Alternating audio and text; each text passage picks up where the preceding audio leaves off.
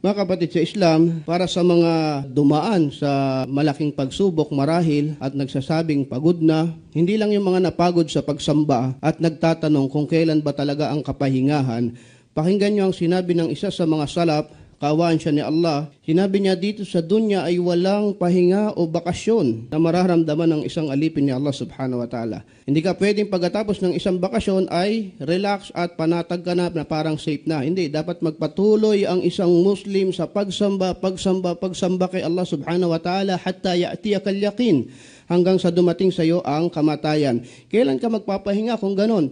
Ang sabi niya, pag nahakbang mo na ang kanang paa mo sa Jannah. Yun ang pahinga. Yun ang ending. Pero dito, maaring makakaranas ka pa ng kapaguran, meron ka pang mararanasang pagsubok, magkakasakit ka pa, marami pa. Dahil ikaw ay nasa dunya at ang higit na pinaghahandaan nating mas nakakapagod ay ang araw na ikaw ay hahatulan sa harap ni Allah subhanahu wa ta'ala at naway pagtagumpayin tayo ni Allah. Ganon din sinabi ng isang salaf, kaawaan siya ni Allah, sa tuwing siya naman ay nakakakita ng magagandang bagay, lahat ng kaibig-ibig sa iyo, ginto, tahanan, bahay, palasyo, sasakyan, name it, ano man ang nagagandahan ka. Maski dito sa buhay natin sa mundo, magarang sasakyan, may mga brand kang alam, mga magarang motor, siguro. At pag nakikita mo to, ang sinasabi niya ay ganito. Sabihin mo, labbaik Allahumma labbaik. Bakit yun? Yun ang sinasabi sa Hajj o sa Umrah.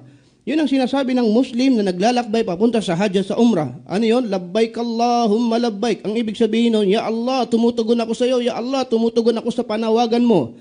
Tinatanggap mo yung imbitasyon ni Allah, yun ang ibig sabihin. Bakit yun ang sinasabi sa tuwing ikaw ay makakakita ng magagandang bagay? Kapagkat lahat ng magandang bagay na nakikita mo ay mas higit ang kagandahan yan ang makukuha mo sa paraiso. So parang iniimbitahan ka ni Allah. Kung nagandahan ka dyan sa Ferrari o sa NMAX na motor na yan, kung nagandahan ka dyan, sabihin mo, tinitugunan mo si Allah. At meron yan, higit yan sa paraiso. Kung nagandahan ka sa palasyo, kung nagandahan ka sa hotel, kung nagandahan ka sa lahat ng meron ka nakikita dito, sabihin mo, labbaik Allahumma labbaik. Ya Allah, tumutugon ako sa panawagan mo. Ibig sabihin, iniimbitahan ka ni Allah na meron pang higit na mas maganda dyan kaysa sa nakikita mo.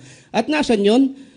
Nasa paraiso ni Allah subhanahu wa ta'ala. Ni isang hadis sa Rasulullah sallallahu alaihi wasallam, tinanong niya mga sahaba. Sabi niya, hal tadruna awwalu man yadkhulul jannah min khalqillah? Subhanallah. Nalalaman niyo ba kung sino ang unang papasok sa paraiso mula sa mga nilikha ni Allah subhanahu wa ta'ala? May idea kayo?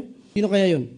Of course, sinasabi dito ng mga ulama, bukod sa mga anbiya was salihun. Pero sa particular na hadis na ito, qalu Allahu wa rasuluhu a'lam. Ya Rasulullah, ikaw at ang kanyang sugo nakakaalam.